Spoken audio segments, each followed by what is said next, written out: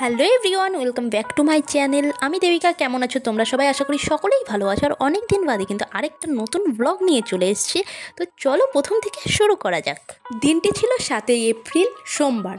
আমরা যাচ্ছিলাম ধুবুলিয়াতে কাকাবাড়িতে। ধুবুলিয়ার নাম তোমরা অনেকেই হয়তো শুনবে, অনেকে জানো না। তবে বলে রাখি, ধুবুলিয়াতে খুব জাগ্রত কিন্তু মা দুর্গার আশ্রম আছে, আর তার সঙ্গে আছে বাবা লোকনাথের মন্দির।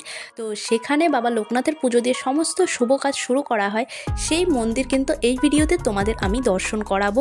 তার আগে চলো আমরা কেন যাচ্ছি ধুবুলিয়াতে সেটা তোমাদের বলে দিই।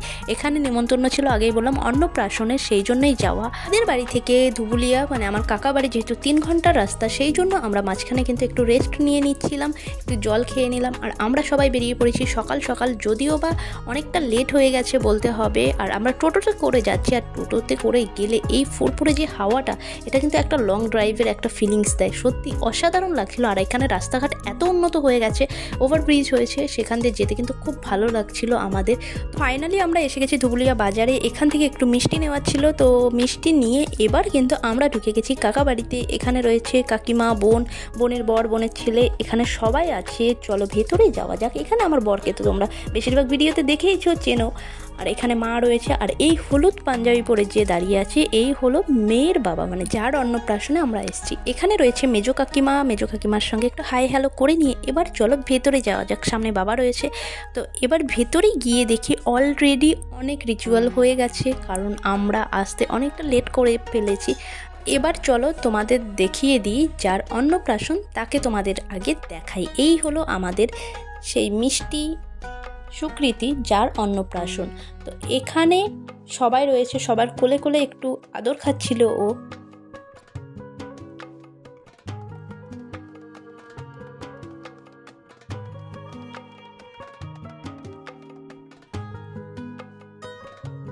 আর এখানে আমরা সবাই আড্ডা দিচ্ছিলাম, ছবি তুলছিলাম, এখানে সব গল্প হচ্ছিল।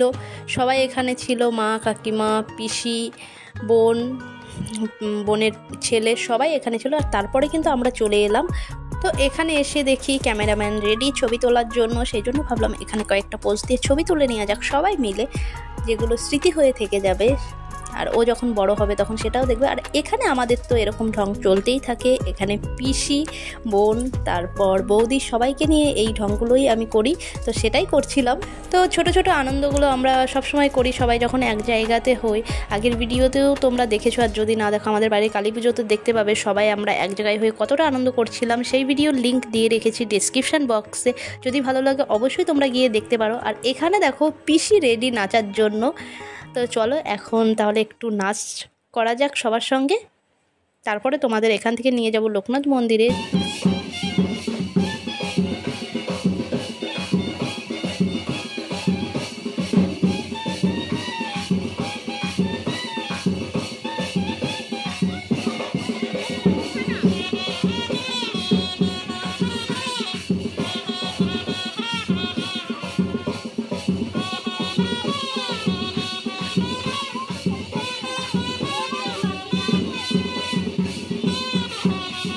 হচ্ছে ভালো হচ্ছে।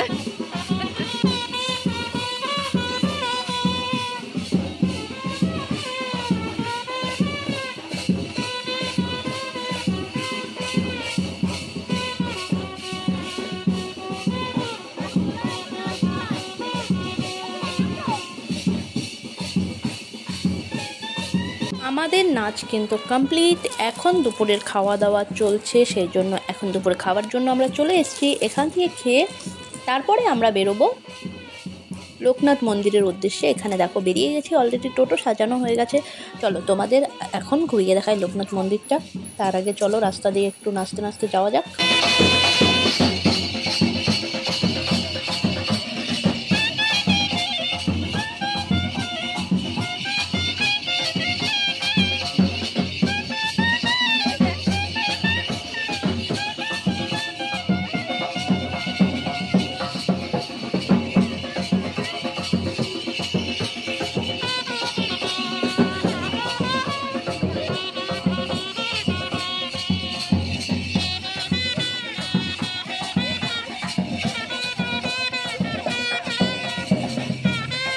আমরা লোকনাথ বাবার মন্দিরে চলে এসেছি সবাই। চলো তোমাদের লোকনাথ বাবার মুখ দর্শন করাই।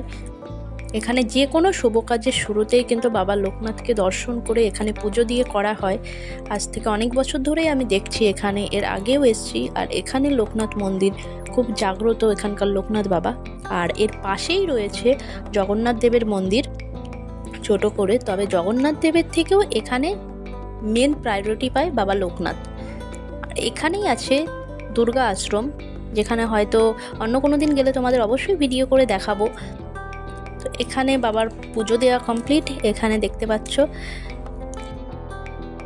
এখন বাড়িতে গিয়ে মুখে প্রসাদের যে রিচুয়ালটা সেটাই করা হচ্ছে মামার কোলে বসে। আর এখানে সবাই রয়েছে, আশীর্বাদ করছে ওকে।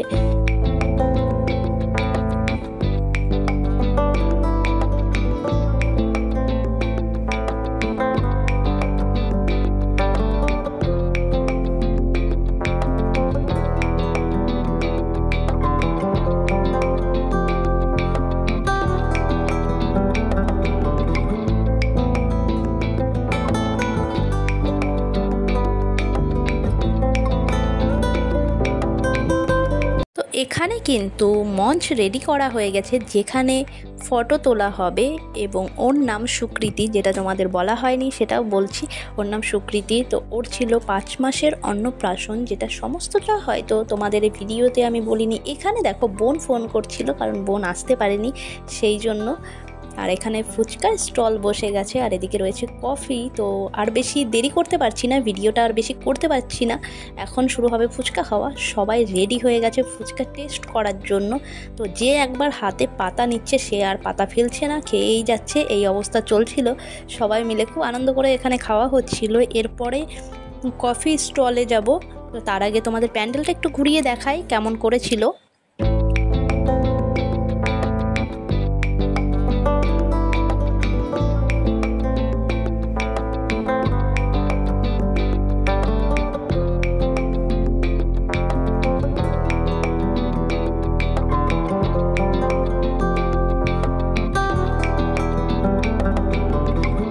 এখানে সব লোকজন আসা শুরু করে দিয়েছিল অলরেডি।